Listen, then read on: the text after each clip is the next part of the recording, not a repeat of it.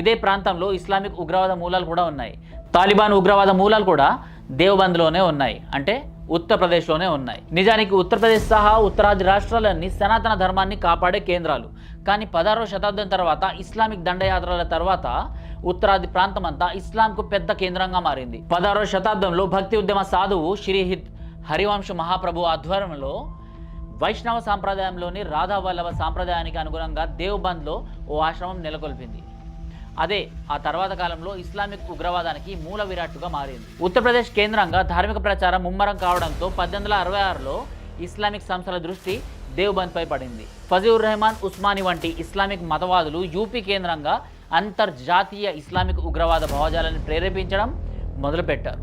మహారాష్ట్రలోని ఔరంగాబాద్ కేంద్రంగా మొదలైన ఇంటర్నేషనల్ ఇస్లామిక్ ఫండమెంటలిజం క్రమక్రమంగా అంతర్జాతీయ రూపం తీసుకుంది. ఒకప్పటి హైదరాబాద్ రాజ్యం లేదా నిజాం స్టేట్లోనే అంతర్జాతీయ ఉగ్రవాద మూలాలున్నాయని అల్ ఖైదాపై పరిశోధన చేసిన పశ్చిమ దేశాల స్కాలర్స్ తేల్చి చెప్పారు.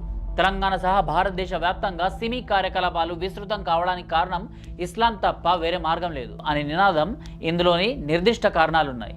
దక్షిణ భారతదేశంలో శైవ సాంప్రదాయం ప్రభావంగా బలీయమైంది. దక్షిణాదిలోని అన్ని రాష్ట్రాల్లో వీరశైవం బలంగా వేళ్లూనుకుంది.